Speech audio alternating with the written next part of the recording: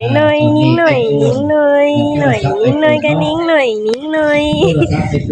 หน่อยดีใจแต่ว่าถึงแล้วพี่น้องคนไหนทางไหนที่มาในที่โทรศัพท์เนาะสบายดีพี่น้องมื้อนี้มาพบกับสองบอดอนชาแนลอีกแล้วมื้อนี้สตูจะพาพี่น้องมาเที่ยววัดมหาโศกเนาะพี่น้องเนาะเป็นวัดใกล้บ้านของสตูกับบอดอนเด้อแต่สตูจะบ่ค่อยมีเวลามาพี่น้องเนาะโดนๆได้มาเทื่อนึงเนาะพี่น้องมีโอกาสมาพาพี่น้องมาเบิ่งวัดมหาโศกเป็นสถานที่ท่องเที่ยวสถานที่ลงเนาะพี่น้องที่นักท่องเที่ยวอยู่เนาะคือตอนนี้เพิ่นจะพัฒนาบ่ค่อยสมบูรณ์ปานใดแต่ก็ยังงามอยู่เนาะพี่น้องเนาะเดี๋ยวเราไปเบิ่งกันเลยหอดระบาดีเดินทางมหาคุณ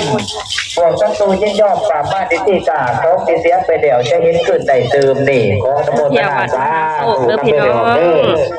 กันที่ขาช่วงนี้เป็นช่วงสงกรานต์เนาะพี่น้องเนาะคนก็สิหลายแน่มันสิคึกๆเนาะพี่น้องเนาะกันที่สไลด์บอกพาลุงพลังมาเที่ยววัดมหาโศกเด้อเป็นกันเนาะคือเมื่อภาพพระโทษเต่าในเบี้ยนองค์เจ้าสาว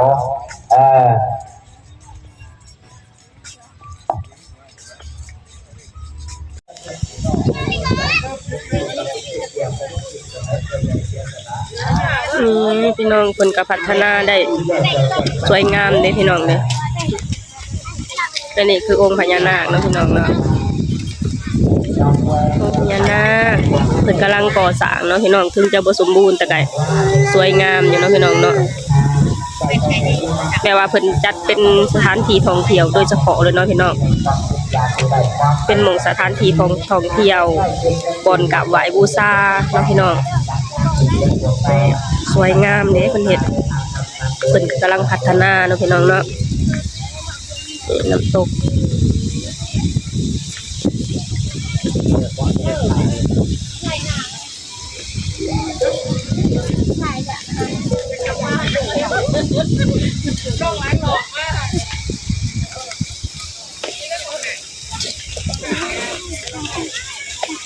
ตกน้ำแล้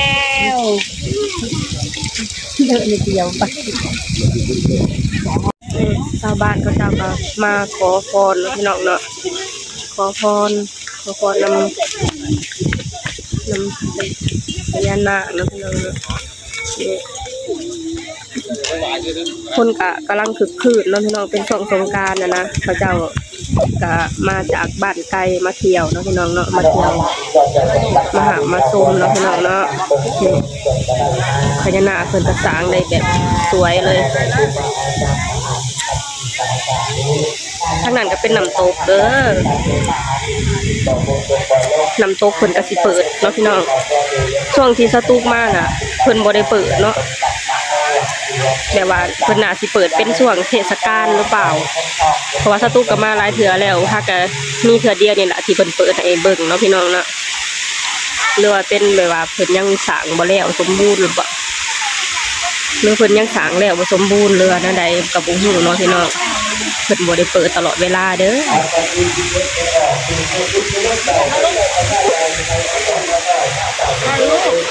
ถ่ายรูป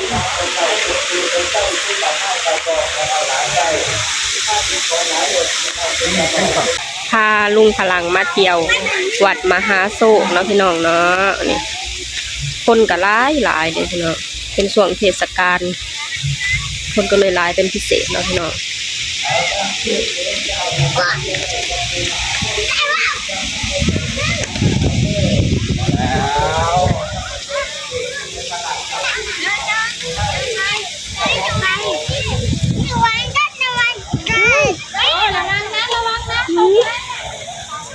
น้ำกะเขียวลืม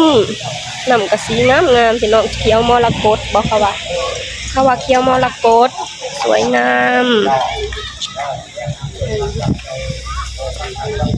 เป็นสถานที่ท่องเที่ยวแห่งใหม่เด้อพี่น้องเป็นจัดได้อย่างสวยงามเลยเนาะพี่น้องเนาะ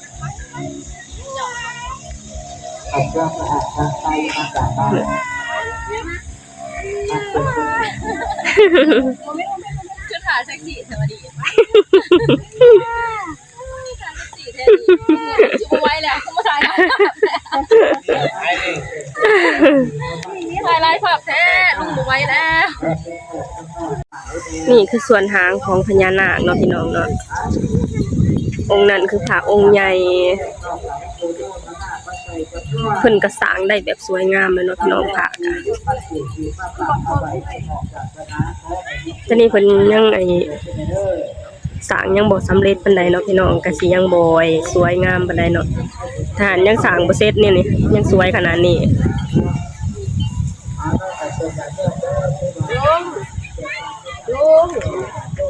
ลุงมาตีน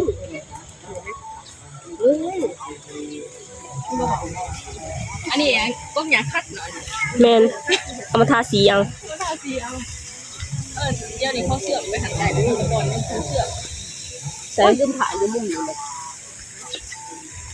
ถ่ายเนี่ยเขาเนี่ยมีเพื่อนเด็กใหม่เรื่อยๆเขาก็เห็นกันได้มายังไปบูชาเป็นกระไรมาจากหางผลตา คือพระองค์ขาวเนาะพี่น้องเนาะพระองค์ใหญ่ที่สุดเลยสวยงาม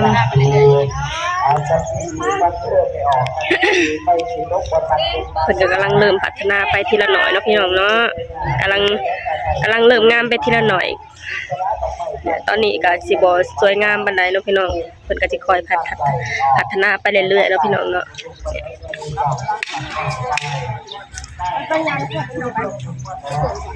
เอ๊ะเอาหน่อมาน้ำหมดเอ๊ะ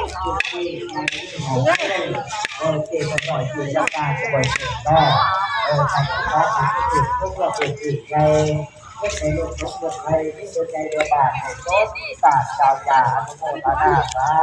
ธุที่เราจะไปดิยานเด้อท้าวเวสสุวรรณท้าวเวสสุวรรณในคนซอยเรื่องยังเกาะพี่สังอ๋อไอเกี่ยวกับโศกลาบนำบ่เนาะท้าวเวสสุวรรณคนจะสวย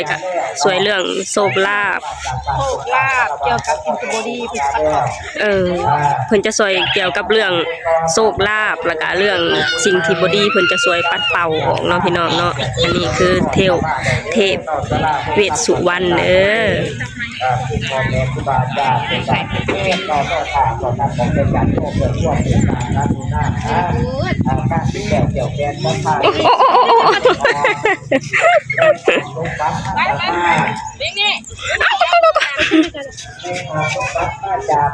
เพิ่นมักอันนี้มันหมักสีสันตุ้งว่าเลยนะมันหมักสีสันนี่สีมัก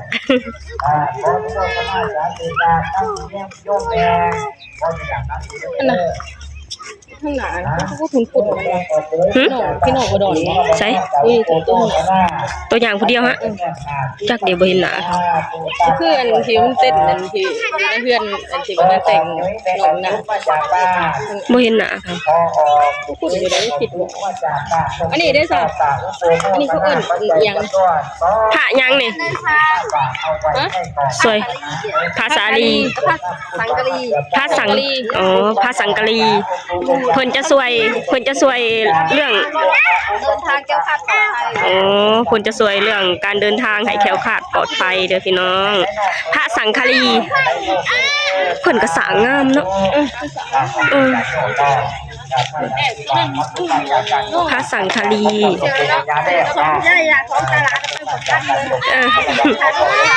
อ๋อสนใจแล้วอ้าวสัตว์ไปลูกไปมา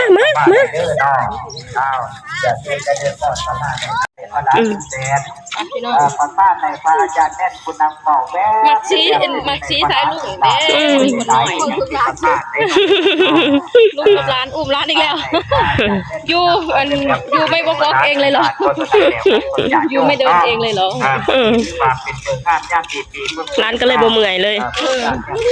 ร้านก็เลยสบายไปองค์นี้ได้สาผ่ายังองค์นี้ผ่ายังไงหน่อย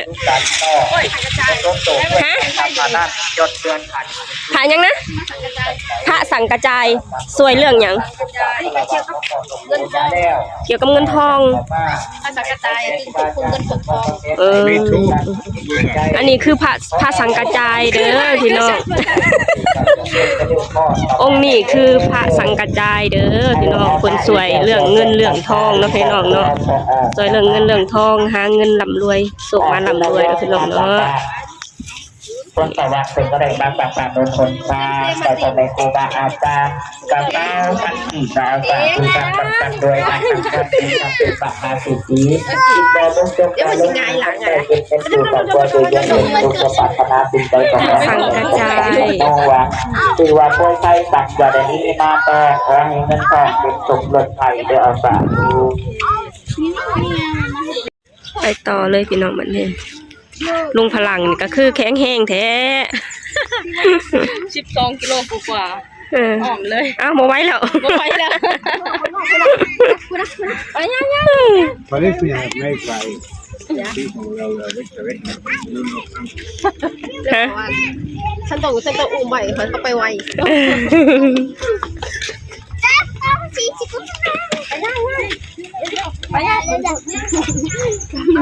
ทำน้องแล้ว ไปลูกยัง ไปยังลูกยัง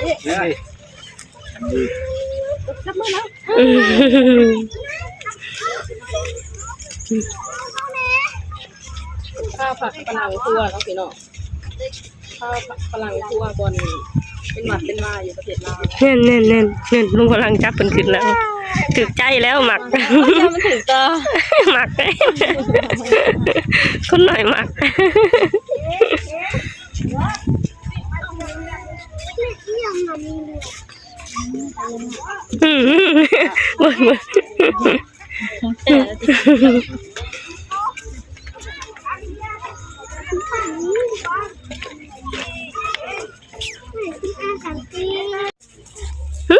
พระเล่าบอก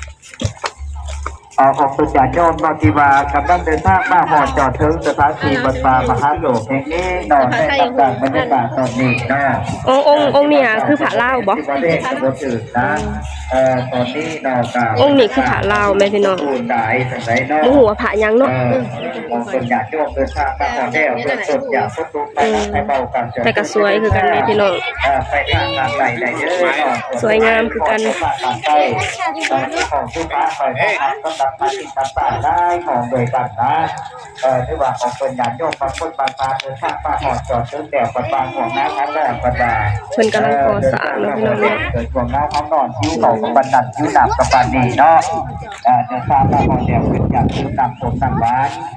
คิดอยาก